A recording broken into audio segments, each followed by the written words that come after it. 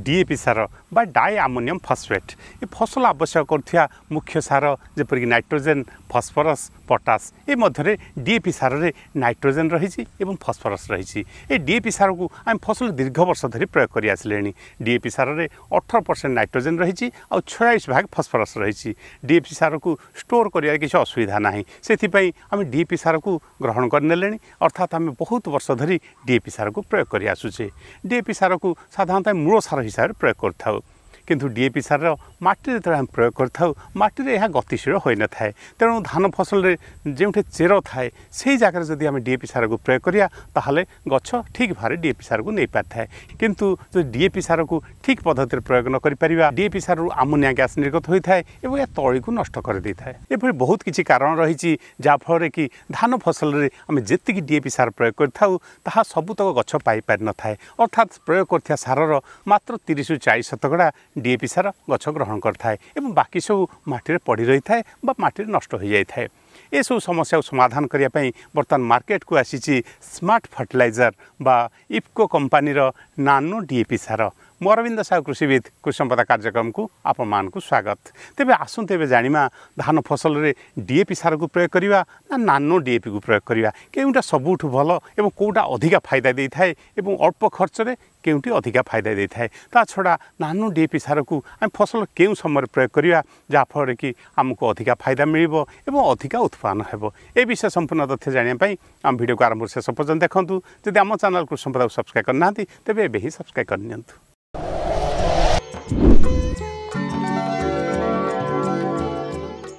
धान फसल आप डीएपी सार को केते परिमाण प्रयोग करछंती एवं केउ समय प्रयोग करछंती कमेंट बॉक्स में लिखंतु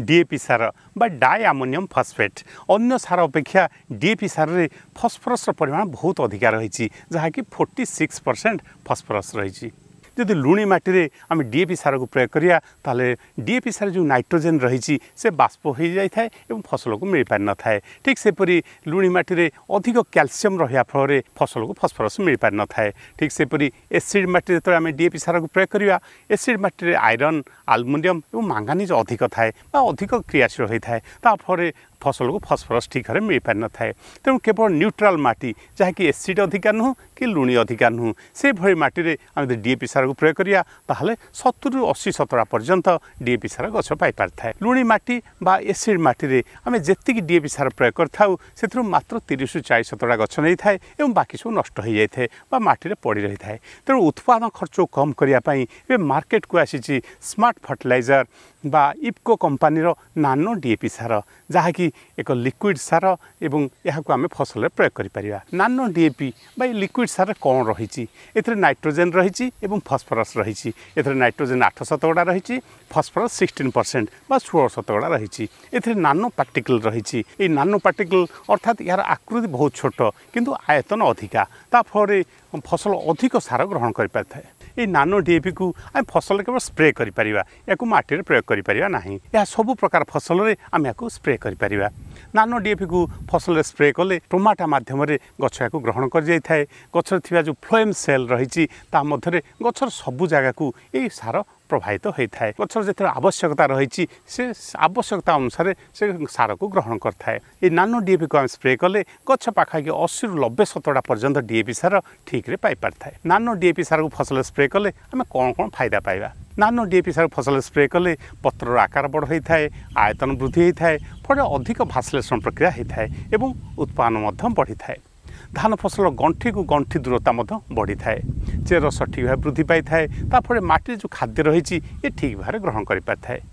ताफल फसल उत्पादन वृद्धि होता है फसल रोग पोक सहन शक्ति बढ़ी थाए नानो डीएपी फसल रे एवं माटी रे सार को नियंत्रण कर छाड़ी थाए अर्थात जिते फसल आवश्यक रही सार से समय छाड़ी थाए ताफल सार नष्ट हो न थाए नानो डीएपी फसल उत्पादन खर्च कमेबार साहाय्य करता है इफ्को कंपनी नानो डीएपी बर्तमान 500 ml बोतल रे मार्केट में मिल पारुछि ये 500 ml दाम पाखे 600 टଙ୍କା आप पाई परिबे नानो डीएपी को धान फसल केउ समय प्रयोग करिया केते परिमाण प्रयोग करिया नानो डीएपी को आम धान फसल 2 थर स्प्रे करिपरिया प्रथम स्प्रे धान रोइबार 4 ରୁ 5 सप्ताह पर थरे करिबा फुल आसिया पूर्व आउ थरे याको आम स्प्रे करिपरिया याको लिटर प्रति 2 ରୁ 4 ml हिसाब रे हम ताको स्प्रे करिपरिया